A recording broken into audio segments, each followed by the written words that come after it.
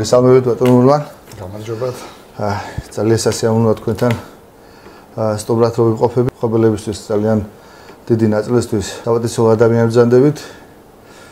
სულ რამდენიმე დღის წინ თქვენთან კერძო პირად საუბარში აღმოჩნდა რომ თქვენ იმ 1997 წლის 31 იანვარს იმყოფებოდით ჭალადიდში როგორც ექიმი, მორიგე ექიმი. და პირველი დახმარება თქვენ გაუწიეთ დაზარალებულებს. სანამ ამ ძიმე თარებას გაიხსენებდით, თუ შეიძლება თქვენზე რომ მოგვიყვეთ ბიოგრაფიულად, მოკლედ თქვენ შესახებ. კი ბატონო. დავიბადე 1955 წლის 23 დეკემბერს ცხაკაიაში, დღევანდელი სენაკი. 5 წლის ვიყავი, როცა ოჯახი გადავიდა საცხოვრებლად სოხუმში.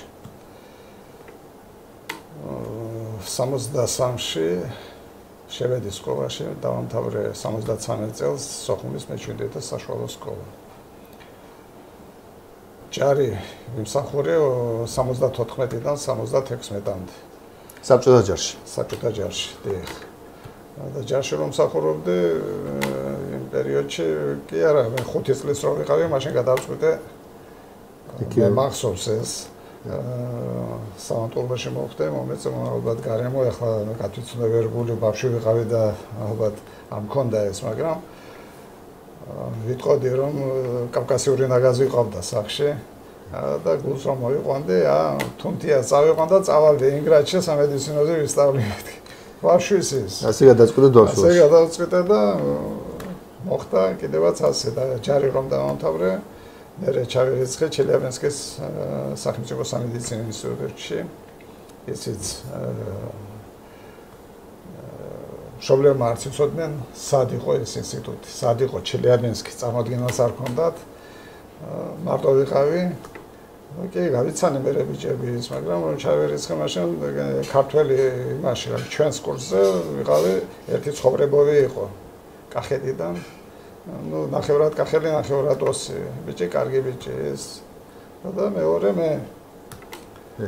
რომ ქართველები კიდე სწავლობდნენ, მაგრამ ძალიან ცოტა იყო. დავამთავრე იქ ინსტიტუტი 93 წელს. გამანაწილეს ჩელიაბინსკის ელემენტარულ ქარხანაში, ჯერ ქირურგად, იმუშავე ქირურგად რამოდენიმე თვე და მე სპეციალიზაცია გავიარე უროლოგიაში და იმის შემდეგ მუშაობ უროლოგად. იქ კარგი კოლექტივი იყო უროლოგიაში, სულ 3 უროლოგი ვიყავით, განყოფილების ზენგე. კარგი პიროვნება, ებრაელი ეროვნებით, რომელიც ყველანაირად ცდილობდა დახმარება გაეწია ჩემთვის და იყო ისეთი შემთხვევა, ის ოპერაცია მე განაკეთები არ მქონდა და არავის არ ყოფილვარ ისეთი რომ მე უნდა გავაკეთო და ის ხდებოდა ამას და მურმან შენ უნდა გააკეთო ეს ოპერაცია.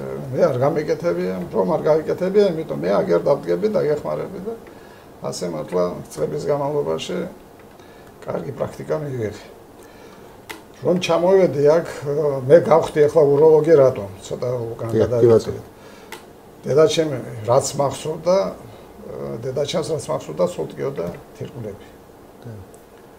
და გადავწყვიტე რა ხან ამას თირკმლები თქება, უნდა გავხდე მე უროლოგი რომ გამოვიკვლიო რა ხდება. და ის იყო დავამთავრე ინსტიტუტი და მე წავიყვანე დედაჩემი ჩემს განყოფილებაში, დავაწვინე, გამოვიკვლიო ყველაფერი და ისეთი არაფერი გამხდარი იყო და მქონდა თირკმლის დაწევა, ეფრაპტოზი. რომელიც დროთა განმავლობაში როგორც მოიმატა წონაში, ყველაფერი დავაგდა. მაგრამ თავარი მაინც იყო ეს დავადება. საქართველოში რო გადმოხვედით? საქართველოში ესე იგი აქ გადმოსვლა ცოტა ისეთი ის იყო, თუმცა მე რომელი იყო? ეს იყო 86 რომ გადმოვედი აქეთ 86-ის ნოემბერი იყო. მაგრამ მანამდე რომ ჩავედი აქ გადავწყვიტე უკვე ჩამოსვლა. აქ ხობში? აქ ხობში რა მოხდა ახლა? ხობში როგორ მოხდა? ხობში არავის არ ვისწორდი, ერთი ნათესავი არ მყავდა ხობში. ჩვენთან ჩემს ძმასთან ჯარში ერთად მსახურობდნენ, როგორც მესამე მეოთხე ძმა, ესე იყო ჩვენთან ჯონი აბაგელი, კოლონელი ბიჭი და იმას მშობლებისთვის უთხრავს, რომ ახალი სამართლებო შენდება ჩვენთან და უროლოგი რაიონში არაა და ეძებენ უროლოგს და რამეფრად ეს მორმანი რამეფრად წამოვიყვანოთ აქეთ და ეს იყო ჩამოვედი, შემოდგომა იყო უკვე, რომ ჩამოვედი და მამიდაშვილი გამოუყვა კიდე. ბატონ ქალბატონ მოზასთან მივედი და დათომ ქალბატონ მოზა მითხრა კი ბატონ მობრძანდით მოზაღადუასთან გამიკვირდა ახლა ისეთ კომუნისტების პერიოდი იყო ეს და ეს მამიდაშვილი რომ ჩავედით სოფლში მამიდაშვილი ასე უთხარს რომ უნდა ჩამოხვიდეო ჩარა დიდი ხნით ამ ადგილს ისე ვედავტობებთ და ეხლა სადედა ჩემი რამე ფრაშვილო წამოდი და ეს იყო მოხდი ხობში და ეს იყო 86 წლის ნოემბერში დავიწყე მე აქ მუშაობა და წავდიდობა მოხდა 31 იანვარს. Ზუსტად ამაზე მინდა რომ ცოტა უფრო ცლად თქვენ როგორ მიიღეთ რა გადაახტათ თავს დაწვრილება რომ ძიმესი იყო ეს ყოველივე რაც თქვენ იხილეთ და რაშიც გავუწიეთ დახმარება და გთხოვთ მოვყევით ჩვენს მაყურებლებს. ესე იგი ეს იყო 31 იანვარი მე მორიგე ვიყავი ხოლმე სამონტყოფოში და გავიგე რომ წავდიდობა იმაში საგვიჩიოში. ქალბატონი მიმოზაღადუა ჩვენი მთავარი ექიმი, სამკურნალო დარგში მოადგილე რეზო ხუნჯუა და სოსო მაკაცარია განყოფილებაზე გამგეიყო ქირურგიას. მოვიდნენ და რახან ასეთი სიტუაცია, წავიდეთ ნახოთ რა ხდება. იმაში რა ქვია ჭავადიჩი და წავედით მე ქალბატონი მიმოზა და ბატონი რეზო. ეს სოსო მაკაცარია დარჩა მორიგე ჩანს მაგიერ. ჩავედით ჭავადიჩი, წყალი ჯერ არ იყო თქვათ მოსული, უკვე ხმა ისმოდა, მაგრამ ჭავადიჩის ცენტრში არ იყო მოსული. წავედით სამონტყოფოში, გვენახა რა ხდება იქ და ასეთი სიტუაცია განყოფილება იმის მთავარი ექიმი ჭავადიჩის სამონტყოფოში იყო ანდროლიუსი გვარა სახელი არ მახსოვს ახლა იმ პიროვნებას პრიბალტიკელი ცოლშულთან ორი ქალიშვილი და მეუღლე დგანან გარეთ ამ სიცივეში ამ ქარში და ციგნებზე ზიან. ერთადერთი ეს ციგნები გადავარჩინეთო და დანარჩენს უკვე ჩვენ ვერაფერს ვერ ასწრებთო და ახლა მიყურებენ მე ისეთი თვალებით რომ ხედავ ამათ ოღონდ აქედან გაიყვანე ესენი მით უმეტეს პატარა ბავშვები ვიყავდა. წესით ის უნდა დარჩეს. ისა იმ სოფლის ექიმი მაგრამ ხედავ რომ ასეთი სიტუაცია და უთხარით მოგიდე ბავშვებს ხელი წადი შენ და მე დარჩები შენს მაგივრად აქ. ესე იგი განახათ იმის თვალები ორივეს მშობლები იმის სოლში თმარის. ბევრი რომ არ გავაგრძელე წავიდნენ ესენი ჩვენ დარჩეთ ცოტა ხანი და ახლა მაინც ვიკითხე არის ვინმე სამონტყოფოში მეთქი არაო ყველა თავისუფალიაო ყველა გამოვიყვანეთო. მე ვუთხარი მე მაინც შევალ მეთქი და შევედი და ბოლო ოთახში არავის არ დამაგისდება იმის გვარი რადგან და ჩემი პაციენტიც იყო მაგი მანამდეც და მერეც რა მოხუცი კაცი წერს მივედი რა საკეთოთ მოთხარ მარტო წერს არავინ არა მართლა დასწრილი იყო მთელი სამონტყოფო მაგრამ ეს ერთ პალატაში ბოლო პალატაში წერს რა საკეთებთ რუსი იყო პიროვნება ეროვნებით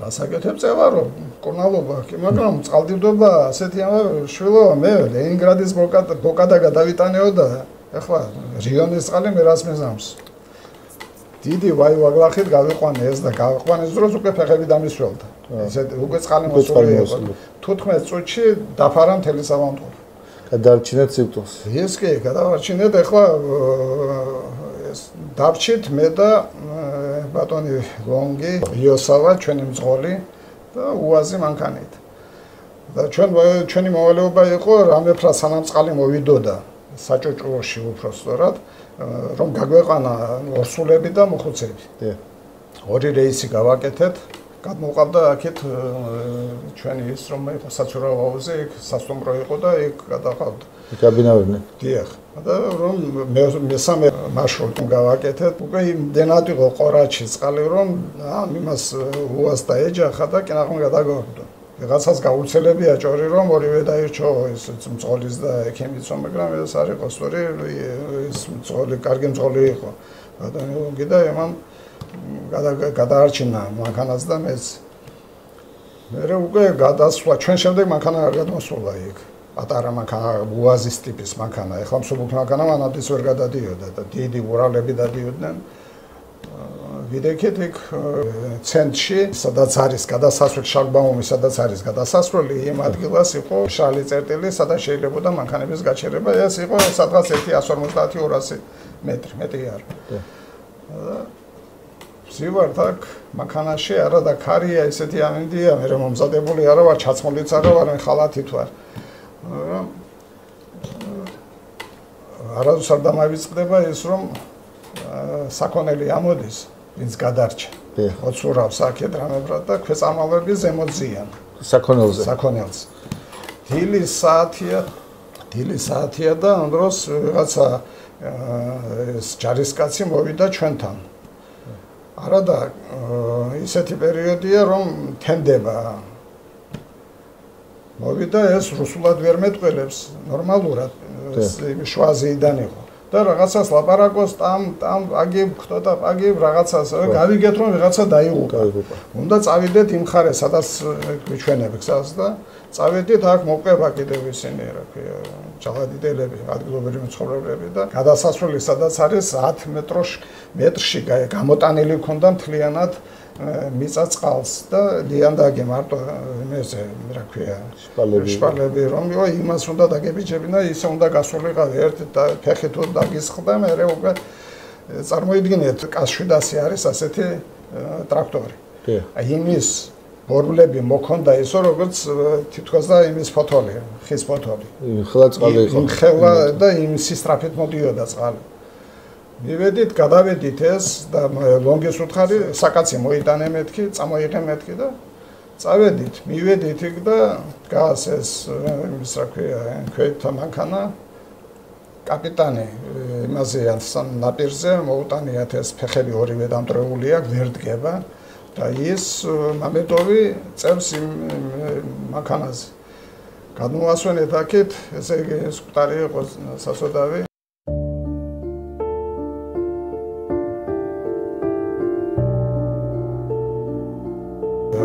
ხისა და მეტეორ შორის მოყვა გაჭრიდა იქ. ეხლა ამის გადაყვანა, ამდენი ხალხიც არაა, ამის გადავიყვანოთ, მე რეჟის გადავიყვანოთ, ვიღაცას უთქვამთ, რომ ექიმა თქვაო, არ არისო საჭირო საკაცეო და დაბრუნდა. ლონგი უკან დაბრუნდა და ჩვენ დავჭით. კი, ისინი არიან სამხედროები კიდე ბიჭები, მაგრამ რაღაც თქმა უნდა ის გადმოიყვანო ესენი და ნახეთ ეს დაჭედილი წყალს მოუტანია კარი. დაჭედილი კარი და ამ კარზე დავაწვინეთ ეს ხტარი დავასვენეთ. კაპიტანი მეორე რაღაც გამზადეს ეს სახელდახელოდ და წამოვიყვანეთ ესენი. და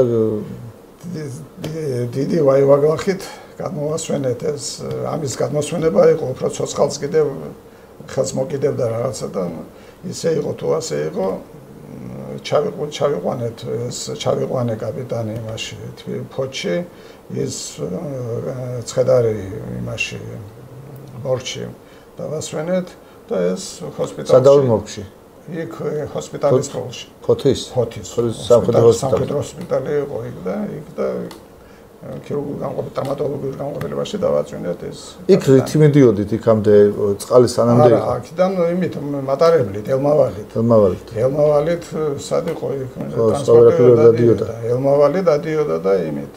მერე უკვე საღამოჟამია, სად უნდა წასულიყავი.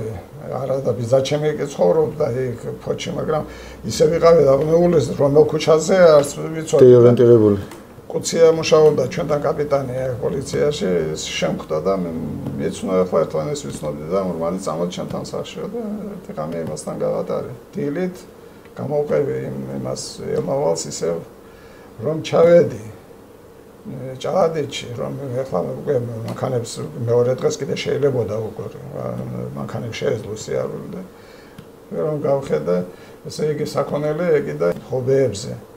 ზოგი დამჩვანე, ზოგი წამოცმული იმის რა ქვია ხობეს რკინას ესერს. როგორ გადავიდნენ და ხო, რომელმაც ვერ მოასწრეს. ძალიან დიდი ზარალი იყო საშინელება იყო. დიახ, არის ამის კადრები ეს ყველაფერი. მე არ მეგონა ასეთი ძალა ქონდა წყალს. ნახე.